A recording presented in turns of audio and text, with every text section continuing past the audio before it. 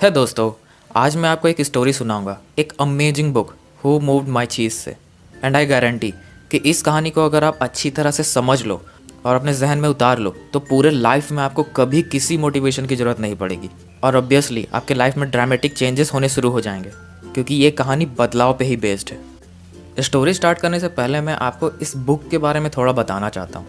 ये बुक 1998 में लिखी गई थी, जिसके ऑथर है डॉक्टर स्पेंसर जॉनसन। और अब तक इस बुक की 2.5 करोड़ से ज़्यादा कॉपी बिक चुकी है और ये one of the best self help book में काउंट होता है। And you know what is the best part of this book? ये सिर्फ 32 पेज की स्टोरी बुक है। Amazing right?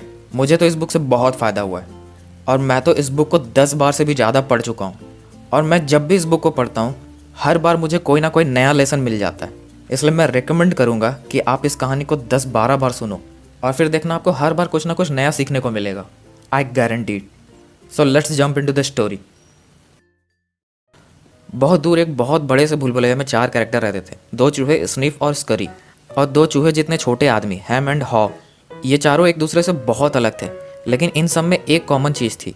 इन सभी को चीज़ बहुत पसंद थी, जो उनका पेट भरता था और खुश रहने का वजह भी था। इसलिए रोज़ वो चारों उस बड़े से भूल भुलैया में अपने अपने पसंद की चीज़ की तलाश में निकल जाते थे। लेकिन भूल भुलैया बहुत बड़ा था और वहाँ के बहुत सारी जगह खाली थी और कुछ जगहों पे तो बहुत अंधेरा भी था। स्निफ और स्करी चीज़ ढूंढने में अपने सिंपल ब्रेन का यूज़ करते थे और ट्रायल एंड एरर मेथड का यूज़ करते थे चीज़ को ढूंढने के लिए। स्निफ चीज़ की खुशबू सूंघने की कोशिश करता और रास्ता ढूंढता, और अगर गलत जगह पे पहुंच जाता तो दोबारा से ट्राई करता, और थोड़े ट्रायल एंड एरर के बाद उनको उनका रास्ता मिल जाता था। चूहों की तरह हैम एंड हॉ भी अपने अपने पसंद की चीज़ ढूंढने के लिए निकल जाते थे, लेकिन वो अपने कम्प्लेक्स ब्रेन का यूज़ करते थे, अपने पास्ट एक्सपीरियंस से सीखते थे और चीज़ ढूंढने का बेहतर मेथड डेवलप करते थे। लेकिन कभी वो कामयाब होते थे तो कभी फेल भी हो जाते थे। बट फाइनली उन चारों को उनके पसंद का चीज़ मिल जाता है चीज़ स्टेशन सी में, जहाँ पे बहुत सारे चीज़ थे। इसके बाद रोज़ सुबह चूहे और छोटे आदमी अपना रनिंग शूज़ पहनते और चीज़ स्टेशन सी पहुँच जाते और अपने चीज़ को इंजॉय करने लगते, और धीरे धीरे ये उनका रूटीन बन जाता है। शुरुआत में तो हैम एंड हॉ टाइम से चीज़ स्टेशन पहुँच जाते थे, लेकिन धीरे धीरे उनका रूटीन चेंज होने लग गया। हैम एंड हॉ चीज़ स्टेशन देर से पहुंचने लगे, क्योंकि उन्हें पता चल गया था कि चीज़ स्टेशन सी कहाँ है और कैसे जाना है। हाँ, लेकिन उन्हें ये नहीं पता था कि चीज़ कहाँ से आया है और किसने रखा है वहाँ। उन्होंने बस मान लिया था कि चीज़ वहाँ रहेगा। हैम एंड हॉ ने चीज़ स्टेशन सी को कंफर्टेबल प्लेस मान लिया था, जहाँ खाने के लिए टेस्टी चीज़ था और खुश रहने का वजह भी, और वो सक्सेसफुल एंड हैप्पी फील करने लगे थे। उन्हें लग रहा था कि वो अब सिक्योर हो गए हैं, और उन्होंने वहाँ दीवार पर लिखा भी, having cheese makes you happy. इसी तरह उनकी लाइफ आगे बढ़ने लगी। उन्हें सब अच्छा लग रहा था, किसी बात का कोई फिक्र नहीं था। वो रोज़ अपने चीज़ इंजॉय कर रहे थे। और कुछ समय के बाद हैम एंड हॉ का कॉन्फिडेंस इतना बढ़ गया था कि उन्हें घमंड होने लग गया था अपने सक्सेस पे, और उन्होंने नोटिस भी करना छोड़ दिया था कि आखिर हो क्या रहा है। और इसी तरह समय बीतता गया। स्निफ एंड स्करी अपना रूटीन फॉलो करते, वो चीज़ स्टेशन सी का जाँच पड़ताल करते रहते कि क्या किसी तरह का चेंज हो रहा है, और उसके बाद ही अपने चीज़ को इंजॉय करते। और ऐसा ही सब चीज़ चलने लगा। लेकिन एक सुबह स्निफ और स्करी चीज़ स्टेशन सी पहुंचे तो वहां पाया कि चीज़ नहीं है। लेकिन वो सरप्राइज नहीं हुए, क्योंकि स्निफ एंड स्करी ने नोटिस किया था कि चीज़ धीरे धीरे कम हो रही है, और वो इसके लिए तैयार थे। फिर क्या, उन्होंने एक दूसरे की तरफ देखा, अपने रनिंग शूज़ पहने, और उन्होंने कुछ ज़्यादा सोचा नहीं। उनके लिए सब सिंपल था, चीज़ स्टेशन सी का सिचुएशन चेंज हो गया है। So sniff and scurry decided to change, और फिर वो उस भूल भुलैया में निकल पड़े नए चीज़ की तलाश में। उसी दिन जब हैम एंड हॉ चीज़ स्टेशन सी पहुंचे तो सरप्राइज हो गए, वहाँ चीज़ नहीं था। उन्होंने चेंजेस को नोटिस नहीं किया था। उन्हें लग रहा था कि चीज़ उनका है, और वो इसके लिए तैयार नहीं थे। इस सिचुएशन में हैम परेशान हो गया, चीखने चिल्लाने लगा, who moved my cheese, it's not fair, ऐसा हमारे साथ नहीं होना चाहिए था। हॉ को भी विश्वास नहीं हो रहा था, वो भी इसके लिए तैयार नहीं था, और अब उन दोनों का बिहेवियर कुछ अच्छा नहीं था। बट आप समझ सकते हो उनकी हालत। आखिर उनके लिए चीज़ ही सब कुछ था, उनके खुशियों का रीज़न था, उनके लाइफ को सस्टेन करने का जरिया था। सिंस उनके लिए चीज़ बहुत इंपॉर्टेंट था, वो चीज़ स्टेशन सी में ही इधर उधर ढूंढने की कोशिश कर रहे थे कि क्या चीज़ इधर उधर किसी ने तो नहीं कर दिया। हॉ धीरे धीरे डिप्रेस्ड होने लगा था कि क्या होगा अगर कल भी चीज़ ना हुआ यहाँ तो। उसने अपना फ्यूचर प्लान चीज़ के बेस पे ही किया हुआ था। उस रात दोनों भूखे ही घर चले गए निराश होकर, और हॉ ने वॉल पे लिखा, द मोर इम्पॉर्टेंट योर चीज़ is to you, the more you want to hold on to it. अगले दिन दोनों फिर से चीज़ स्टेशन सी आए, ये सोचते हुए कि सब ठीक हो गया होगा। लेकिन कुछ भी नहीं बदला था, सब सेम था, चीज़ वहाँ नहीं था। फिर हॉ ने नोटिस किया, बाय द वे स्निफ और स्करी कहाँ हैं? क्या वो कुछ ऐसा जानते थे जो हमें नहीं पता? लेकिन हमने कहा वो चूहे हैं, they just respond to what happens. We are little people, wise and smarter than mice. हमें इस प्रॉब्लम को फिगर आउट करना पड़ेगा। लेकिन हॉ को कुछ समझ में आने लगा था और हैम से कहा, हैम यहाँ सब बदल गया है और शायद हमें भी बदलना चाहिए चीज़ों को ठीक करने के लिए। लेकिन हैम चेंज होने को तैयार नहीं था। उसने कहा, we are little people, we are special. ये हमारे साथ नहीं होना चाहिए था और अगर ऐसा कुछ हुआ है तो हमें इसका बेनिफिट मिलना चाहिए। और इसी तरह दोनों के बीच में बहस चलने लगा। और जब तक हैम एंड हॉ डिसाइड कर रहे थे कि क्या करना है, स्निफ एंड स्करी भूल भुलाई में बहुत दूर निकल गए थे और उनके माइंड में बस एक ही चीज़ था कि नया चीज़ स्टेशन ढूंढना है। काफ़ी समय तक उन्हें भी कुछ नहीं मिला था, जब तक वो भूल भुलैया के उस पार्ट में चले गए थे जहाँ पहले वो कभी नहीं गए थे, चीज़ स्टेशन एन। और वहाँ उन्हें मिला जो उन्हें चाहिए था, एक नया चीज़ का भंडार। उनके अंदर खुशी की लहर दौड़ पड़ी। उन्हें तो बिलीव ही नहीं हो रहा था कि उन्हें इतना बड़ा चीज़ का भंडार मिल गया है। दूसरी तरफ हैम एंड हॉ अब भी चीज़ स्टेशन सी में ही थे। उनमें फ्रस्ट्रेशन बढ़ता जा रहा था और वो गुस्सा होने लगे थे, एक दूसरे को ब्लेम करने लगे थे सिचुएशन के लिए। इसी बीच हॉ को थॉट आया कि अगर स्निफ और स्करी को नया चीज़ स्टेशन मिल गया होगा तो। उसे बिलीव था कि भूल भुलैया में कई कठिनाइयाँ हैं, बहुत सारी अनसर्टेनिटी है, बट वो थोड़े समय के लिए ही होता है। हॉ इमेजिन करने लगा कि स्निफ और स्करी को चीज़ मिल गया है और वो इंजॉय कर रहे हैं। फिर वो खुद को भी इमेजिन करने लगा कि वो भूल भुलैया के एडवेंचर का मजा ले रहा है और नया चीज़ ढूंढ रहा है। वो तो नए चीज़ को मन ही मन टेस्ट भी करने लगा था। हॉ जितना ज़्यादा क्लियर पिक्चर इमेजिन करने लगता नई चीज़ को एंजॉय करते हुए, उतना ही वो खुद को चीज़ स्टेशन सी को छोड़ता हुआ देखता। अचानक उसने कहा, लेट्स गो। लेकिन हैम ने मना कर दिया। हैम ने कहा, इट्स कंफर्टेबल, हमें पता है इस जगह के बारे में, पता नहीं बाहर क्या होगा। हॉ ने कहा, नहीं ऐसा नहीं है, हमने तो पहले भी भूल भुलैया में कई पार्ट्स में घूमा है, हम ये फिर से कर सकते हैं। लेकिन हैम बार बार मना कर देता और कई रीज़न देता कि बाहर क्या क्या बुरा हो सकता है। और इस वजह से हॉ फिर से डरने लगा और उसका इमेजिनेशन धुंधला पड़ने लगा। और इसी तरह से दोनों ने चीज़ स्टेशन सी में ही इंतजार किया कि चीज़ें खुद ब खुद ठीक हो जाए। वो रोज़ वहाँ जाते और अपनी चीज़ को ढूंढते, वहाँ के दीवारों पे बड़े बड़े छेद कर देते और इंतजार करते कि चीज़ वहाँ वापस आ जाए, लेकिन ऐसा कुछ भी नहीं होता। फाइनली एक दिन हॉ खुद पे हंसने लगता है और कहता है, हम रोज़ सेम वर्क करते हैं और एक्सपेक्ट करते हैं कि सब चीज़ ठीक हो जाए। अगर ये बकवास नहीं है तो फ़नी ज़रूर है। हॉ को बाहर जाना बेशक पसंद नहीं था, क्योंकि वो जानता था कि बाहर का सिचुएशन अनकंफर्टेबल है और अनसर्टेनिटी से भरा पड़ा है। लेकिन वो हंस रहा था कि उसका डर उसके साथ क्या कर रहा है। उसने रनिंग शूज़ के बारे में पूछा हैम से, जो कि उन्होंने फेंक दिया था। फिर उसने रनिंग शूज़ ढूंढा और पहन के रेडी हो गया। हैम ने उसे मना किया बाहर जाने से और कहा कि मेरे साथ ही वेट करो चीज़ के वापस आने का, यहीं पे। लेकिन हॉ ने कहा कि कोई चीज़ नहीं आने वाला वापस, हमें नया चीज़ ढूंढना पड़ेगा। फिर हैम ने जवाब दिया कि अगर बाहर कोई चीज़ नहीं हुआ तो, और अगर तुम उसे ढूंढ नहीं पाए तो। हॉ ने कहा, मैंने पूछा ये सवाल खुद से, लेकिन चीज़ मिलने का चांस कहाँ जाता है, यहाँ पे या बाहर। उसने खुद को इमेजिन किया चीज़ ढूंढते हुए और चीज़ को एंजॉय करते हुए, जो कि डरावना तो था लेकिन चीज़ मिलने की खुशी भी थी। उसने अपना सारा करेज इकट्ठा किया और कहा, कभी कभी चीज़ें बदल जाती है हम, और वापस कभी पहले जैसा नहीं होती। That's life, life moves on and so should we. और वह हंसकर चिल्लाता है, इट्स अ मेज टाइम। हॉ एक दीवार पर हैम के लिए लिखता है कि शायद वो देखेगा इसे। If you do not change you can become extinct. और वो भूल भुलैया में चला जाता है। हॉ को अब भी डर था कि अगर वो नया चीज़ नहीं ढूंढ पाया तो, लेकिन हंस भी रहा था कि उसने ये डिसीजन पहले क्यों नहीं लिया। उसे बार बार ख्याल आ रहा था कि वो वापस चला जाए कंफर्टेबल प्लेस पे। उसे डर लग रहा था, बहुत एंग्जियस हो रहा था, इसलिए उसने वॉल पर लिखा और गौर से देखा, what would you do if you weren't afraid. अगर तुम्हारे अंदर से डर निकल जाए तो तुम क्या करोगे। और उसने सोचा कि कभी कभी फियर अच्छा होता है। उसने भूल भुलैया का वो हिस्सा देखा जहाँ वो कभी नहीं गया था और उसे डर का एहसास हुआ और उसने एक लंबी सांस ली और उसकी तरफ चल पड़ा। उसने सोचा कि उसने इतने दिनों तक वेट क्यों किया, जो उसे नहीं करना चाहिए था। फिर उसने खुद को कहा, दोबारा कभी भी कंफर्ट जोन से बाहर निकलना पड़े तो मैं इंतजार नहीं करूँगा, तुरंत एक्शन लूँगा। ऐसे ही अगले कई दिनों तक हॉ को यहाँ वहाँ चीज़ के टुकड़े मिले, लेकिन वो इनफ नहीं था और वो भूल भुलैया में थोड़ा कंफ्यूज भी होने लगा था। वो कई बार खो जाता कॉरिडोर्स में। ये उसके लिए एक बड़ा चैलेंज की तरह था।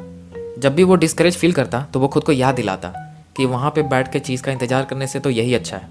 वो खुद से कहता कि जब स्निफ और स्करी ऐसा कर सकते हैं तो मैं क्यों नहीं कर सकता, और उसके अंदर मोटिवेशन भर जाता। जब उसने अपने पास्ट में देखा तो उसे समझ में आया कि चीज़ स्टेशन सी में चीज़ रातों रात गायब नहीं हुआ था, वो धीरे धीरे कम हो रहा था। और अगर वो इस बात का ख्याल पहले से रखता तो ऐसी नौबत नहीं आती।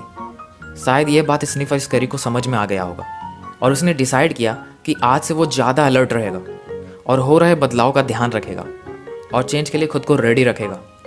और वो रुका और वॉल पे लिखा, smell the cheese often so you know when it is getting old. कुछ समय के बाद हॉ एक बड़े से चीज़ स्टेशन में पहुंचा, लेकिन वहाँ कुछ भी नहीं था। वो डिसअपॉइंट हो गया, उसे बहुत बुरा लगा। उसे लगा कि वो हार गया और उसे डर लगने लगा कि वो बचेगा भी या नहीं। उसे वापस जाने का मन करने लगा था हेम के पास। फिर उसने खुद से एक बार फिर पूछा, what would I do if I वेरेंट afraid. और उसने वॉल पे लिखा, when you stop being afraid you feel good. हॉ जितना ज़्यादा इमेजिन करता खुद को चीज़ इंजॉय करते हुए, उतना ही सच लगता उसे और उसके अंदर बिलीव बढ़ता जाता। और इसलिए उसने वॉल पे लिखा, imagining yourself enjoying new चीज़ लीड्स यू टू इट। अब हॉ का थॉट बदल गया था। अब वो ये सोच रहा था कि उसे क्या मिल सकता है, बजाय इसके कि उसने क्या खो दिया है। और इसके बाद वो और ताकत से और हिम्मत से भूल-भुलैया में चला गया चीज़ को ढूंढने के लिए। जैसे जैसे उसे चीज़ के टुकड़े मिल रहे थे, उसका एक्साइटमेंट बढ़ता ही जा रहा था। फाइनली वो एक बड़े से चीज़ स्टेशन में पहुंचता है, लेकिन वो भी खाली था। बस थोड़ा बहुत चीज़ था वहाँ पे, जैसे मानो किसी ने अभी वहाँ से चीज़ ले गया हो। शायद वो वहाँ पहले पहुँचता तो उसे चीज़ मिल जाता। इसके बाद वो हेम के पास वापस जाने का डिसाइड करता है ताकि वो हेम को भी अपने साथ ला सके। और वो वॉल पे लिखता है, the quicker you let go of old cheese the sooner you find new cheese. और वो चीज़ स्टेशन सी चला जाता है। वहाँ उसे हेम मिलता है। हॉ उसे अपना न्यू चीज़ ऑफर करता है, लेकिन हेम मना कर देता है। वो हॉ को शुक्रिया करता है, लेकिन चीज़ लेने से मना कर देता है। कहता है उसे न्यू चीज़ पसंद नहीं आएगा। आई वॉन्ट माई ओन चीज़ back, I am not going to change until I get what I want. Hem disappoint होकर सिर हिलाता है और फिर से बाहर चला जाता है। हॉ को अब समझ आने लगा था कि उसकी खुशी चीज़ में नहीं थी, उसकी खुशी तो निडरता में थी। जब से उसने अपने डर को कंट्रोल किया है, तब से वो ज़्यादा खुश है। और उसे रियलाइज़ होने लगा जो उसे चाहिए था वो ऑलरेडी उसे मिल चुका है, बीइंग फियरलेस। और उसने वॉल पे लिखा, it is safer to search in the maze than remain in the cheeseless station. और रियलाइज़ करने लगा कि वो कितना डरा हुआ था पहले कि अगर चीज़ नहीं मिला तो, और इस डर के वजह से वो बाहर भी नहीं निकल रहा था चीज़ ढूंढने के लिए। लेकिन जब से उसने हिम्मत दिखाई है, चीज़ ढूंढने के लिए बाहर निकला है, तब से उसे काफ़ी चीज़ मिला है ताकि वो आगे बढ़ता रहे। और अब वो आगे बढ़ता ही जा रहा है नई चीज़ की तलाश में, और इससे उसका एक्साइटमेंट भी बढ़ता जा रहा है। और उसे समझ में आ गया है कि बदलाव होता रहता है, फिर चाहे आप एक्सपेक्ट करो या ना करो। और चेंज आपको सरप्राइज तब करता है जब आप चेंज को एक्सपेक्ट नहीं करते, आप नोटिस नहीं करते हैं कि चीज़ें बदल रही है। हॉ का माइंडसेट अब पूरी तरह से बदल चुका था और उसने दीवार पे लिखा, old beliefs do not lead you to new cheese. Haw को अब तक वो चीज़ नहीं मिला था जो उसे चाहिए था, और वो भूल भुलैया में दौड़ता चला जा रहा था। और वो सोच रहा था कि उसने क्या सीखा है। जैसे नए बिलीव से नए बिहेवियर बनते हैं, क्योंकि अब वो डिफरेंटली बिहेव करने लगा था। उसे समझ आ गया था कि जब आप अपने बिलीव बदलते हैं तो आपका एक्शन भी बदल जाता है। आप ये बिलीव कर सकते हैं कि चेंज से नुकसान होता है, और आप ये भी बिलीव कर सकते हैं कि न्यू चीज़ सिर्फ चेंज होने से ही मिलता है। It all depends on what you choose to believe. और उसने वॉल पे लिखा, when you see that you can find and enjoy the new चीज़ यू चेंज कॉस। इसके बाद उसने इमेजिन किया कि उसे न्यू चीज़ मिल गया है और वो न्यू चीज़ को एंजॉय कर रहा है। और उसने डिसाइड किया कि वो भूल भुलैया कि उस पार्ट में जाएगा जहाँ वो कभी नहीं गया था। और जैसे जैसे उसे चीज़ के टुकड़े इधर उधर मिलने लगे, उसका कॉन्फिडेंस और स्ट्रेंथ बढ़ने लगा। और वो सोचने लगा अपने लिखे हुए वॉल्स के बारे में कि शायद हम उसे पढ़ेगा तो उसे उसका डायरेक्शन मिल जाएगा जब भी वो चीज़ स्टेशन को छोड़ना चाहे। और उसने दीवार पे लिखा, noticing small changes early helps you to adapt to bigger changes that are to come. और अब हॉ पास्ट को इग्नोर करना सीख गया था और प्रेजेंट में जीना सीख गया था और भूल भुलैया में चलता जा रहा था। और जब उसे लगने लगा कि क्या उसका लाइफ इसी तरह भूल भुलैया में चलता रहेगा, उसकी जर्नी जल्द ही समाप्त हो गई। हॉ भूल भुलैया के उस पार्ट में पहुंच गया जो उसके लिए पूरी तरह से नया था, और उसे मिला चीज़ स्टेशन एन। जब वो अंदर गया, वहाँ बहुत सारा चीज़ था, हर तरफ चीज़ ही चीज़ था। उसे तो विश्वास ही नहीं हो रहा था, कहीं ये उसका इमेजिनेशन तो नहीं। फिर उसने वहाँ स्निफ और स्करी को देखा, और स्निफ और स्करी ने हॉ का वेलकम किया। और इस बार हॉ ने अपने रनिंग शूज़ को अपने गले में टांग लिया ताकि फिर ज़रूरत पड़े तो उसे ढूंढना ना पड़े। और उसने चीज़ को एंजॉय करना शुरू कर दिया, और उसने सोचना शुरू कर दिया कि वो क्या सीखा इस जर्नी से। ही रियलाइज दैट जब वो चेंज से डर रहा था, उस वक्त वो एक इल्यूजन में फंसा हुआ था कि ओल्ड चीज़ वापस आ जाएंगे, जो वहाँ कभी नहीं आते। सो वो क्या था जो हॉ को बदलने के लिए मजबूर कर दिया? क्या वो डर था भूख से मरने का? हॉ हंसने लगा और उसे रियलाइज़ हुआ कि जैसे ही उसने खुद पे हंसना शुरू किया कि वो क्या गलत कर रहा है, उसने बदलने का फैसला कर लिया। और यही वो तरीका है चेंज को तेज़ी से अडॉप्ट करने का। खुद की गलतियों पे खुद हंसो, तभी तुम पुराने गलतियों को जाने दोगे और आगे बढ़ जाओगे। उसने दोनों चूहों से भी एक बहुत इंपॉर्टेंट लेसन सीखा कि लाइफ को सिंपल रखो। वो चूहे ज़्यादा ओवर एनालाइज या ओवर कॉम्प्लिकेट नहीं करते हैं चीज़ों को। जब चीज़ वहाँ से गायब हो गया, सिचुएशन बदल गया, वो भी बदल गए और न्यू चीज़ की तरफ बढ़ गए। हॉ ने अपने वंडरफुल ब्रेन का भी यूज़ किया जो चूहे नहीं कर सकते, इमेजिनेशन में, in realistic detail, to find something better, much better. Haw ने अपने पास्ट से बहुत कुछ सीखा जो अपने फ्यूचर प्लान में यूज़ करने वाला था। जैसे उसे अब ज़्यादा अवेयर रहना है, फ्लैक्सिबल रहना है, चीज़ों को ओवर कॉम्प्लिकेट नहीं करना है और खुद को डरावने बिलीफ से तो कंफ्यूज बिल्कुल भी नहीं करना है और स्टार्ट से ही हो रहे बदलाव का ध्यान रखना है और चेंज को तेज़ी से अडॉप्ट करना है। और सबसे इम्पोर्टेंट, बाहर हमेशा न्यू चीज़ होगा ही, फिर आप ये बात जल्दी से समझ जाओ या लेट से। और आप नए चीज़ को तभी इंजॉय कर पाओगे जब पास्ट को छोड़कर प्रेजेंट के एडवेंचर को इंजॉय करने लग जाओगे। और वो हैम के बारे में भी सोचने लगा कि क्या वो कभी पढ़ेगा जो मैंने उसके लिए दीवार पे लिखा है? क्या वो कभी अपने डर से बाहर निकल पाएगा? क्या वो कभी भूल भुलैया में आगे बेटर लाइफ की तलाश में निकलेगा? क्या वो हमेशा वहीं रहेगा क्योंकि वो बदलना नहीं चाहता? एक बार हॉ ने सोचा कि हैम के पास जाए और उससे अपने साथ ले आए, लेकिन फिर उसे याद आया कि उसने ट्राई किया था लेकिन हैम ने मना कर दिया था। इसलिए हैम को खुद ही अपने कंफर्ट जोन से बाहर निकलना पड़ेगा, अपने डर से बाहर निकलना पड़ेगा। कोई उसके लिए ये काम नहीं कर सकता। हॉ ने हैम के लिए ट्रायल छोड़े हैं जिसकी मदद से वो अपना रास्ता आसानी से ढूंढ लेगा अगर वो वॉल पे लिखे हुए शब्दों को पढ़ेगा। इसके बाद वो चीज़ स्टेशन एन के वॉल पे वो सब लिखने लगता है जो वो सीखा था, ताकि वो हमेशा अवेयर रहे। और उसने रोज़ एक रूटीन बना लिया था कि वो चीज़ को एंजॉय करने के बाद भूल-भुलैया के दूसरे कोने में भी जाएगा और चीज़ की तलाश में, ताकि दोबारा ऐसी नौबत कभी ना हो। So that's the story and lessons. अब मैं चाहता हूँ कि आपने इस स्टोरी से पहली बार में क्या सीखा, कमेंट में मुझे बताओ। और वीडियो को शेयर ज़रूर करना अपने फ्रेंड्स एंड फैमिली के साथ जो चेंजेस से भागते हैं, डरते हैं, ताकि उनके अंदर का डर निकल सके। और ऐसे ही वीडियोस को फ्यूचर में देखते रहने के लिए विल स्किल को सब्सक्राइब कर दो और बेल वाला आइकन जरूर दबा देना ताकि अपडेट्स मिलता रहे। And finally, thanks for watching.